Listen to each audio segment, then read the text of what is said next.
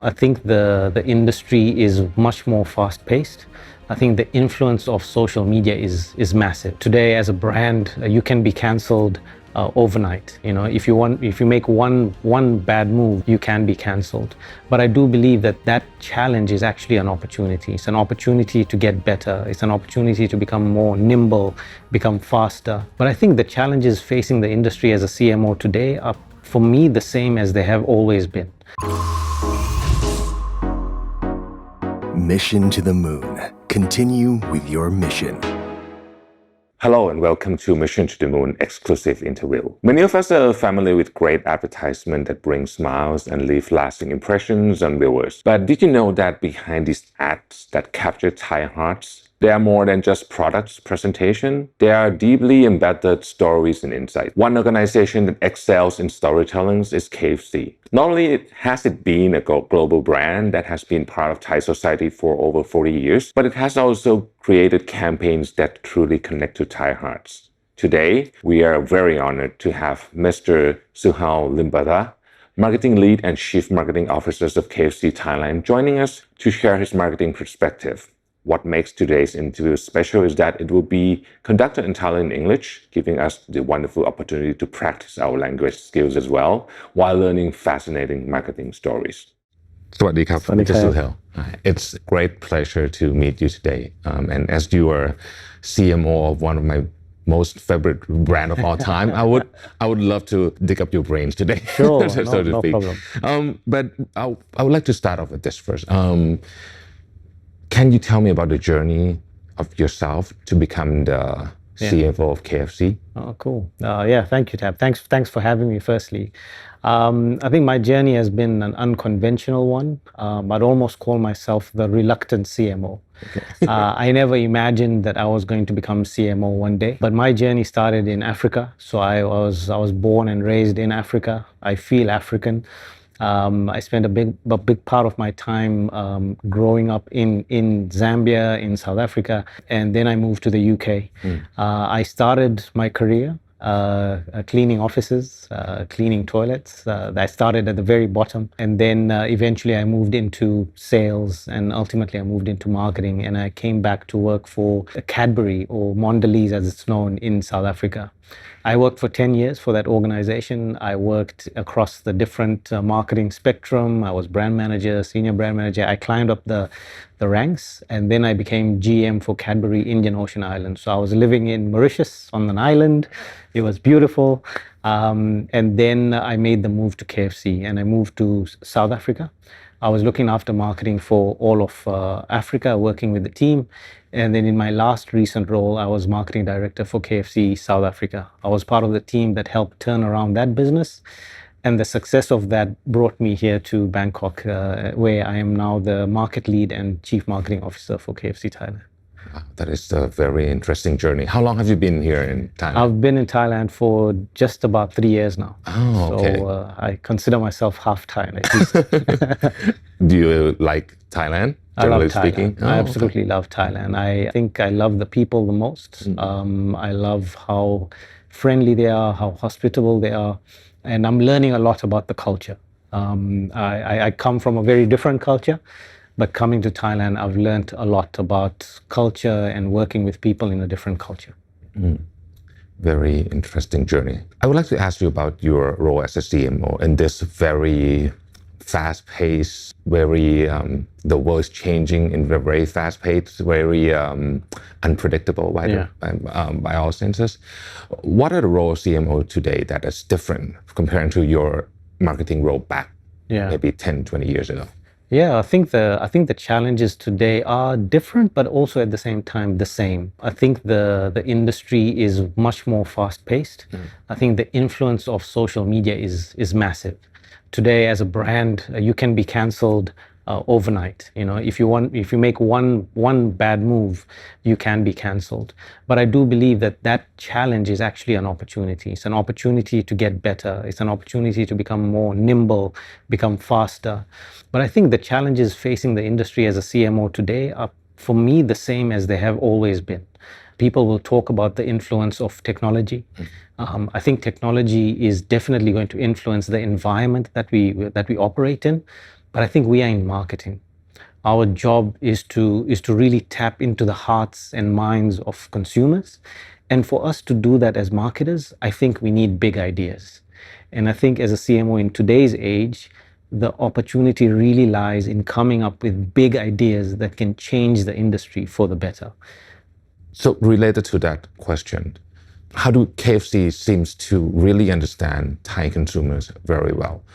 Even though the brand is here for a long time, but it still can keep with the changes of Thai consumer preference. And of course, your marketing campaigns are always top of the town, per se. Yeah, KFC's been in Thailand for 40 years now. We just celebrated our 40th anniversary. And I think we're a brand that has a very simple philosophy. And our brand code is effectively to be a red brand. By red, I mean relevant, easy, and distinctive. So I think relevance means tapping into the hearts and minds of the local communities that we serve. KFC, as you know, is a global brand that has gone all over the world. But our mantra is to be relevant in each and every market that we serve. So what does relevance mean? Relevance means, delivering a menu that is super relevant to the Thai consumer. As an example, hot and spicy chicken is the number one selling chicken for us.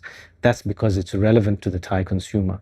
We're not forcing a different type of recipe onto the consumer, but we're adapting our menu and our needs to the consumer. Similarly, price. We have 1,150 restaurants across the entire country. We serve each and every person in Thailand. And so our pricing has to be relevant. And so we really work hard on making sure that our menu and our pricing is relevant. Then it's easy. Ease is all about how can people access our brand? How do we make it easy for people to really access the great taste of KFC? So today in the digital world, you'll see that many of our restaurants have kiosks now, which are effectively designed to make the ordering experience easy and less stressful. I think being able to order KFC with our partners like Grab, Lineman, and so on, all of these are designed to make the experience easy. Going to a KFC drive-thru and just ordering from the window. Everything around that is designed to make the experience easy. And then finally, distinctiveness. Distinctiveness. At KFC, we strongly believe in the idea of standing out, of being different. Our ethos is that if we really want to be the number one chicken brand in the world, we have to have the courage to be different. So distinctiveness can come through in our advertising. Distinctiveness can come through in how our restaurants look. It can come through in any means. But for me, I think distinctiveness really, it lies in the idea of having the courage. If the world is going that way, we want to go that way and be different. And by being different, we will stand out. And ultimately, research shows that being different is actually more profitable. And that's our aim always, to be a red brand. How do you balance from being localized part of the business per se and the look and feel of the KFC as a global brand? For example, I remember a Japanese KFC case, which is staple for a Christmas dinner. So how do you work on that when compare Thailand to other market? Yeah. We're a decentralized brand, which means that we do have a global team that looks after the brand across the world. However, the local markets are empowered to decide on what works best for the market. So as an example, I think the Japan example is they have a very big Christmas because it's such a deep part of the culture. I think if you look at markets like India, the menu, there's a lot of vegetarian options because that's relevant to the consumer. And many markets have different offerings that tap into the local market needs. To answer your question, I would say, how do we do that? We're obsessed with cultural insights. We're obsessed with tapping our brand into culture. We've run a number of campaigns that show that. We've done fried chicken, incense sticks, chicken skins, bucketware. There's a number of local campaigns in Thailand that show that we are obsessed about the idea of taking our brand and rooting into culture. Because if we don't do that, we're just going to be another international brand. And we don't want to be that. We want to be a brand that is, like I said, relevant. What is your method of finding Thai consumer insights? Yeah. I think it's a great question. I don't think there's any rocket science to it. But at the same time, I think a lot of it is designed around spending time outside the office. It's as simple as that. And for us, often it's about spending time in our restaurants, spending time with our team members, spending time with our RGMs who run the restaurants. We get a lot of insights just off the back of that. We also spend a lot of time understanding what our fans are saying. Our fans are so important in Thailand. And social media is such a powerful platform for our fans to share what they love about KFC, what they don't like about KFC, what upsets them about KFC. So I think we spend a lot of time and energy looking for the insights where they are, as opposed to sitting in an office and coming up with our own ideas of what culture means. Because culture sits in the communities that we serve. And so if we want to understand culture, we should be there. I see. So when I walk into this room, I see a lot of Adman trophies and other trophies as well. I heard that you just won a very big campaign. Can you talk about that a little bit? Yeah, I think at the latest Adman Awards, my team, not me, I'm not going to take the credit, it was my team. My team won KFC, they won the Advertiser of the Year in Thailand. I think we won 44 awards, but I think that credit goes to the team, it goes to our creative agency, BML, it goes to our media agency initiative. I think this partnership, this collaboration has delivered work that pushes the boundaries. And I think the reason why we get recognized as Advertiser of the Year is because of our willingness to take risks. I always tell my team, please come up with ideas that get me fired. You can ask my team, but I think the message behind that is take risks. You know, because I think in the area of uncertainty and risk, that's where the magic lies. If you play safe, if you do exactly what you did last year, if you do exactly what other brands are doing, you're not going to be different. But if you really want to push the boundaries, play in this space, which is about risk taking, it's about having courage, it's about having a bold mindset. And I think the team, with, like I said, our creative agency, our media agency, and the KFC brand got rewarded for that because we're willing to take risks. An example is the fried chicken incense stick. We knew that it may upset some people, and rightly so it did. But to be honest with you, I think that's the intention, is to not be disrespectful, but the idea is to spark conversations. And if people are talking about my brand, if they're talking about KFC, fantastic. That's what I want, because the worst thing in advertising is to be ignored. Yeah. And all this mindset, how do you translate that mindset into a creative process of an actual campaign? Is that going all the way? Is that like more autonomy for your team or stuff like that? Yeah. Can you elaborate a little bit? I think if I have to answer that question in 2 words, it would be have fun. Honestly speaking, I think yes, my job as a CMO is to create an environment where my team, where my agencies, where my media agencies, where everybody in the organization can have fun. Can take risks, can try something new, can make mistakes.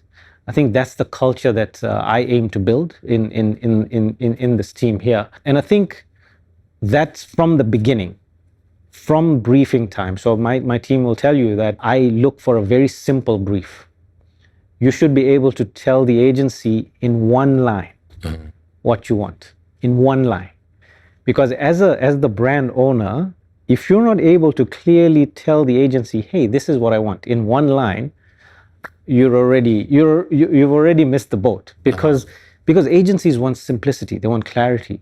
So I think from brief all the way through to the end product, if you're simple, you come up with ideas that are pushing the boundaries, taking risks, and you're collaborating. Collaboration is everything. You have to have a great relationship with your agency to really like it. The process should be fun. I keep telling my team, the work is not fun, but how you do the work should be fun. And if it's fun, the end product will be fun. And I think we're a brand that shows up in culture as a fun brand. You know, we're never serious. We don't talk about politics. We don't talk about serious things. We just sell fried chicken. And so that's who we should be. So the process, I think for me, if I have to really say, is it's enabled and completed by just having fun. So if I were your agency, I'm not going to get 100 pages of No, PowerPoint brief, if you right? do, please tell me. Please tell me. Absolutely not. I think I'm very passionate about that. I think I'm not saying that be totally simple and not have the data and insights to back you, but I think that should sit in the background. See. I think when you're talking to a creative, firstly, a creative mind is not an analytical mind. So if you put a chart or a graph in front of a creative, they're going to be confused. What are you saying to me? But if you say like a great brief that we had for a product once that I launched in my past, it was for a product called Crunchmaster. Now Crunchmaster, it's a triple breaded product. So when you bite it, it has a loud crunch sound. So the brief for that campaign was in one line, make people see sound. Now when you say that to a creative, immediately there are explosions in their mind. They're like, how do I make people see sound? And it starts that creative process and you start having fun with it. But I think if you put 100 slides in a brief, you've killed the creative before they've even started, yeah? So it's all about like just being evocative and exciting the creative partners that you work with. So if you were to give recommendation to other brand managers about doing a great campaign, what would be your recommendation? You just gave me one simple with the brief. What else would be? I think firstly I would say understand your brand positioning. Okay. I think you'll be amazed by how many marketers, if you ask them, hey, could you explain to me what your brand position is? What does your brand stand for in one sentence? I think a lot of them would struggle to tell you. That in itself is a problem. I think then I would say that if any advice I would love to give to brand managers, it would be around be obviously simple, but also be courageous. If you're asking the agency to do exactly what they did last year, you're going to get exactly what you got last year. It's the same. It's going to be boring because people have seen it before. So I think have the courage to do something different. And at the same time, I think look for new ways to do things. You could be tackling the same problem, but you can tackle it in different ways. And I think if you tackle a problem in different ways, it makes the consumer see it from a fresh perspective. So again, like I'm saying, this is not rocket science. I'm not saying, you should have a deep thesis and you've worked with ChatGPT to figure out this beautiful long brief. My fear is that I think we really don't have the courage or the patience to come up with big ideas. And I think today, big ideas, I truly believe creativity sells. And if you encourage creativity, the rest will be history. That is a very interesting statement. I'm about to ask you, today as a marketer, do you need to balance between creativity and I would say the technical part of it, like, ad optimization and stuff like that? How do you balance that? It's a very good question, and thank you for asking me, because I think it may come across that like I'm all about like creativity and taking risks and just go crazy. No, absolutely not. It's honestly like our philosophy would, the KFC would be like, how do you drive sales overnight, but also the brand over time? And so it has to have a balance of creativity and analytics. I think your data analytics, the way you use your insights, the way even you understand your own sales data on a weekly, monthly, quarterly basis, whatever industry you're in, I think it is absolutely critical for any brand manager to have that as a strength, but also have this creative strength together. Now, it's not always easy to have both. I think because different people are born with different minds, right? So some are born with more of an analytical mind. Some are born with more of a creative mind. But I think you have to have the desire to want both. So if you run a campaign, I could say, let's make a choice here. We're just going to drive sales. Or some brand managers might say, I'm just going to build the brand. Why do you have to make that choice? Why can't you do both? Why can't you drive sales and why can't you build the brand at the same time? But it's difficult. It's difficult. And I think to do that, you have to have a very strong analytical base, but at the same time, have the willingness to have courage to really do something different. And I think that's the secret for me is really develop work that drives both sales overnight and brand over time.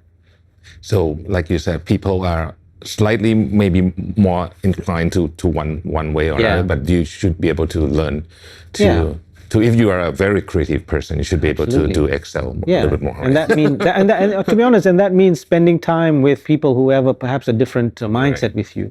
But I think there are things to learn from people who are analytical. There are things to learn from people who are who are more creative. But if you are a brand manager today and you have aspirations to be a CMO, you are going to be expected to be good at both creative and obviously the analytical side. So my encouragement would be to really spend time and energy understanding both areas. And in marketing today, I think we have so many tools at our disposal. I feel that it is very, very possible to do both. You talk a little bit about KFC culture. I would like to ask more about heart, smart, and encourage, right? Yeah.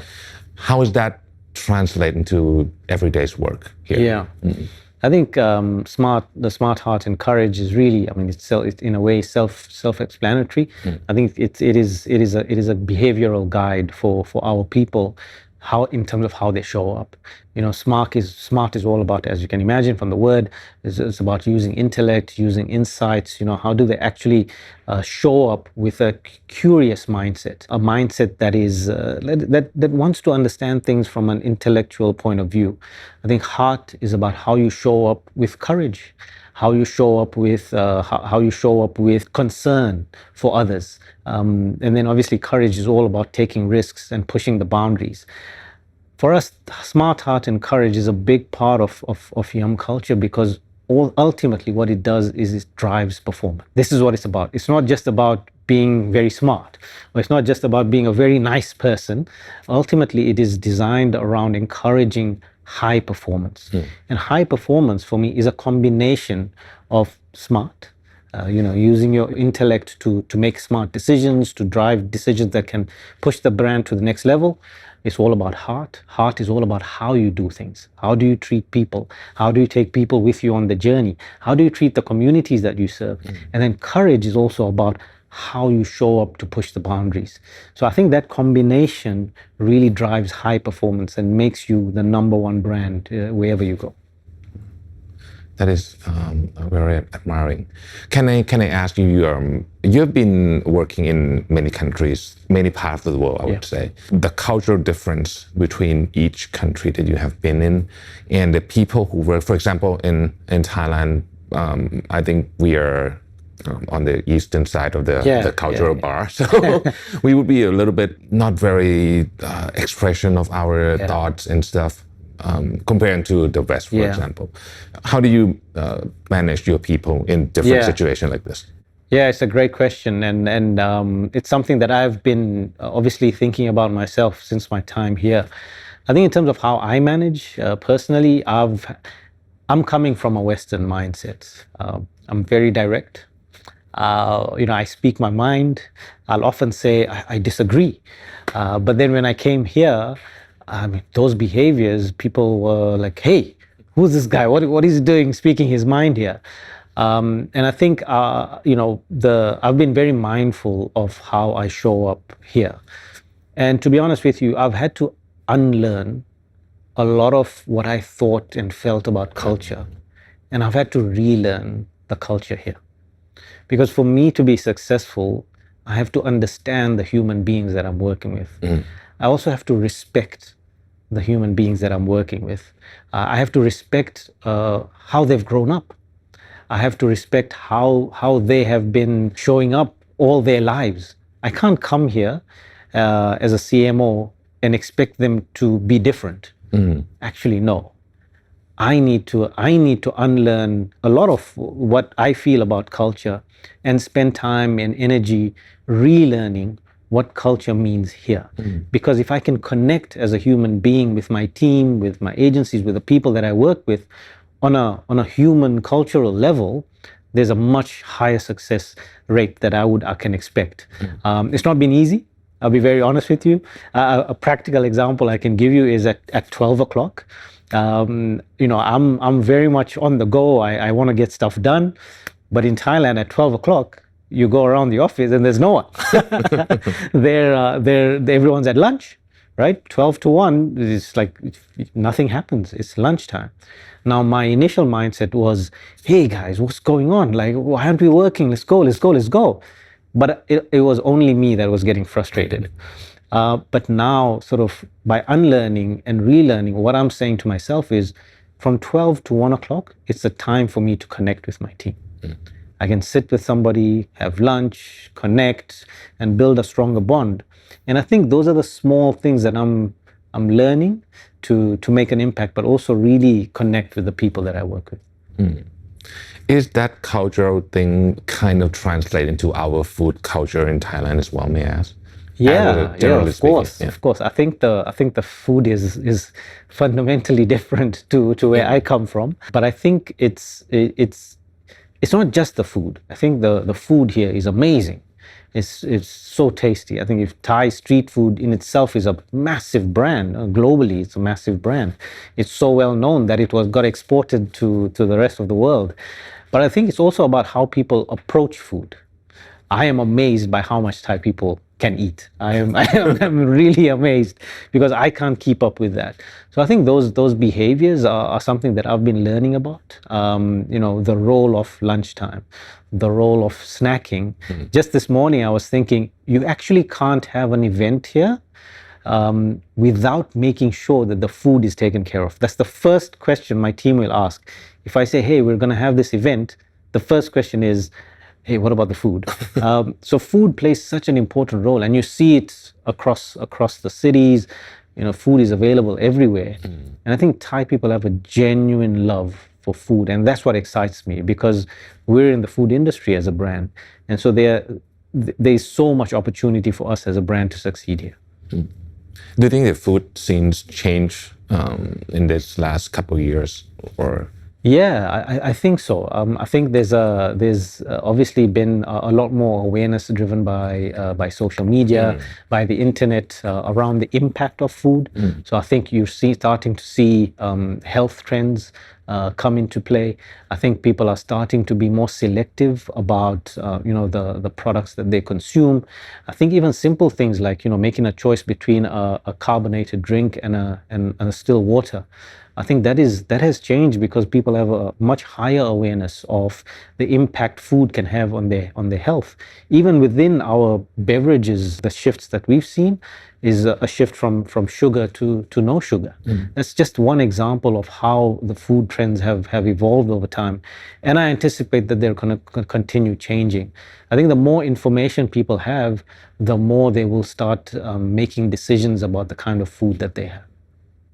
How about the explosion of food delivery during COVID? Yeah. And after that, how much does it change people's behavior on ordering, for example, for KFC? Yeah, I think it has fundamentally changed behavior. We've seen a big shift towards delivery. A big part of our business is now delivery, and working with our partners like Grab, Lineman, Foodpanda. I think that behavior, we obviously in COVID it peaked because a lot of people were at home, but we have seen a comeback towards dine-in. We are seeing people come back to eat at our restaurants, but I don't think delivery is going anywhere. I think the idea of convenience is going to remain for a long, long time. I think what is interesting and exciting within the comeback of dine-in is the opportunity to deliver a better experience. And by that I mean not just a digital experience, but also a human experience. I think people want that interaction with humans and just to be part of a bigger community when they're consuming food. But like I said, I think delivery is not going anywhere. I think it's the convenience of it. I think in Thailand, especially the price comparison between the different aggregators, I think those kind of behaviors are going to remain for a long time. This is my personal question. I just saw another marketing campaign from KFC with doctors and nurses, and with the bag. Yeah. How do you work around? Because this is a very Thai concept, right? When your team explained this to you, how do they make you understand this? So firstly, it starts with a lot of confusion. Be like, what do you mean? What are you saying? What is this myth about? But I think I've spent a lot of time with my team encouraging them to come to me with those insights, with those ideas. And I'll be honest with you, a lot of the time they don't make sense to me. But as a CMO, I appreciate that a lot of the time they may not make sense to me. But the way I see it is, if it makes sense to my team, I trust them. I trust them that they will responsibly execute that insight and bring it to life in a way that is meaningful for the brand. So my approach is really to have full trust in my team. I know that I am the CMO. At the end of the day, if something goes wrong, it comes onto me. But I do empower my team to come up with those ideas. And actually, I want them to do even more. Look for the opportunities. Where can our brand play a role in culture? And bring them. Let's have a conversation. Let's come up with ideas. I know in Thailand, like I think permission seeking is a thing. You know, I think you have to get permission. I'm trying to encourage my teams to really be courageous. Come with ideas that you feel can work, but not just come and then expect me to say yes or no. You should fight for them. As a marketer, if you believe in an idea, you have to not only be willing to come up with the idea, but you have to be willing to really fight for your idea if you believe it works. And I think my team does that. This doctor one, they fought for it completely. I didn't understand it, but I was like, you know what?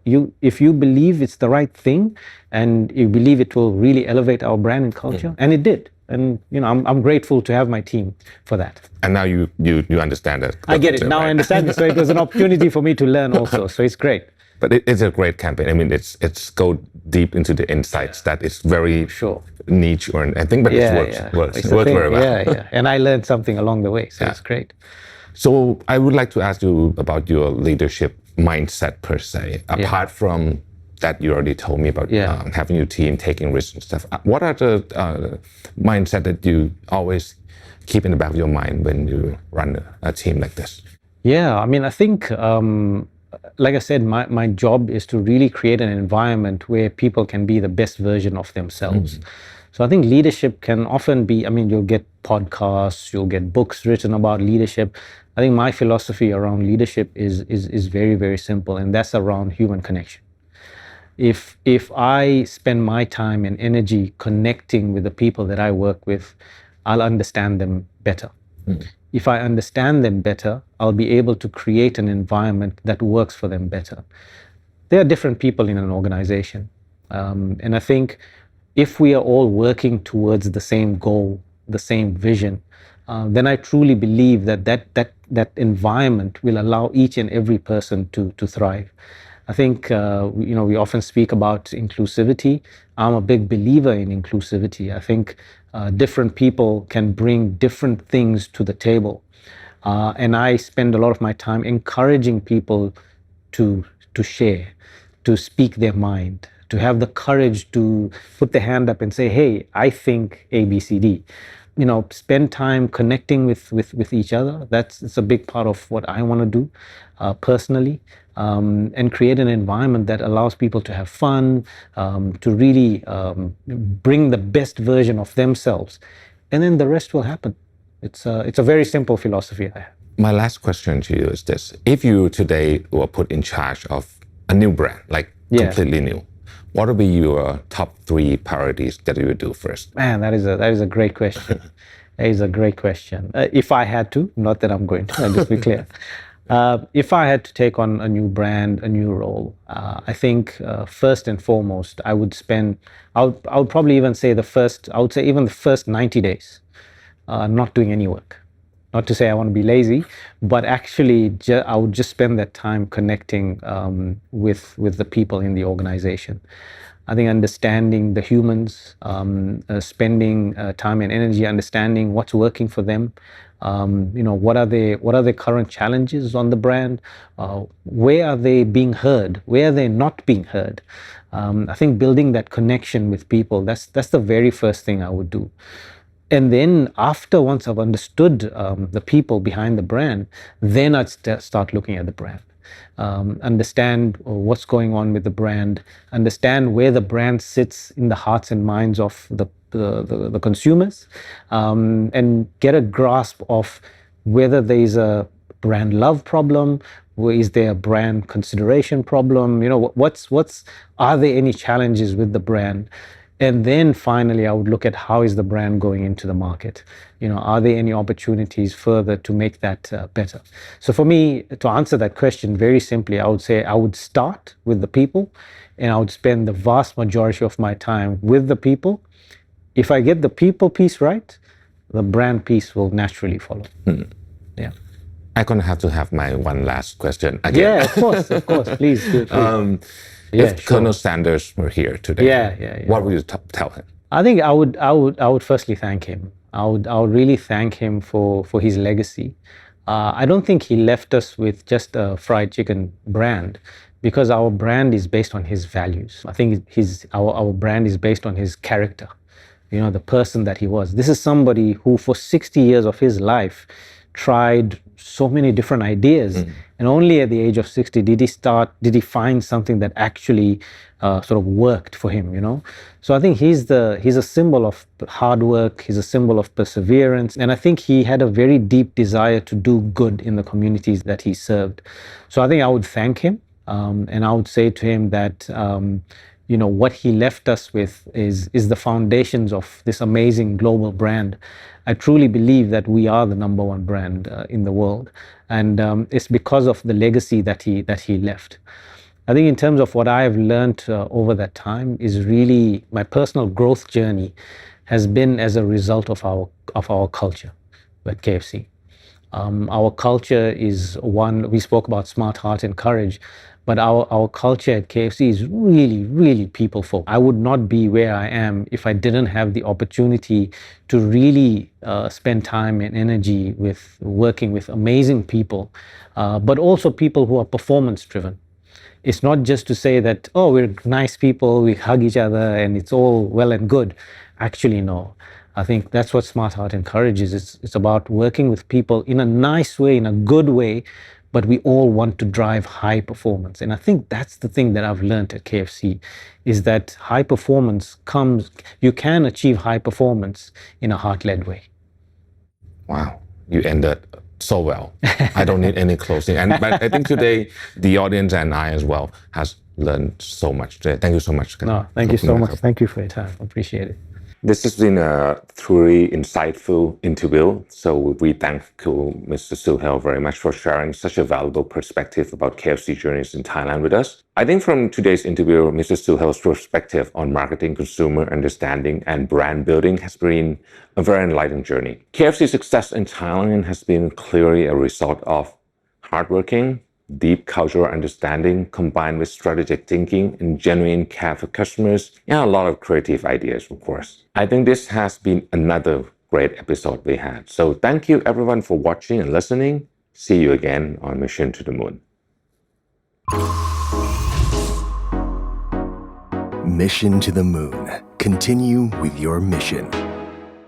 ผลิตภัณฑ์ทำความสะอาดผิวหน้าก่อนเลยนี่คือสีจัน Skin Moisture Burst by Face Cleansing Water นะครับเป็นเนื้อน้ำผสมกับออยล์นะครับทำความสะอาดได้อย่างหมดจดต่อมานะครับก็เป็นตัวดังของเราเลยนะครับน้ำตบเพื่อผิวอิ่มฟูนะครับสีจัน Skin Moisture Burst Essence นะครับเวลาเริ่มต้นรูทีนของ Skin Care เนี่ยใช้ตัวนี้เนี่ยจะเป็นเหมือนการเปิดผิวนะฮะให้ผิวเนี่ยพร้อมที่จะabsorb Skin Care ตัวอื่นเข้าไปด้วยต่อมานะครับเป็น Skin Moisture Burst Serum นะครับเซรั่มบูสต์ผิวนะครับบำรุงอย่างล้ำลึกนะครับทำให้ผิวดูอิ่มฟูดูฉ่ำน้ำนะครับก็มาถึงตัวเก่งของเรานะครับสีจัน Skin Moisture Burst Gel Cream นะครับเจลครีมล็อกความชุ่มชื้นยาวนานช่วยให้ผิวเด้งเนียนนะครับฉ่ำน้ำและดูสุขภาพดีนะครับใครๆใช้ก็ติดใจนะครับ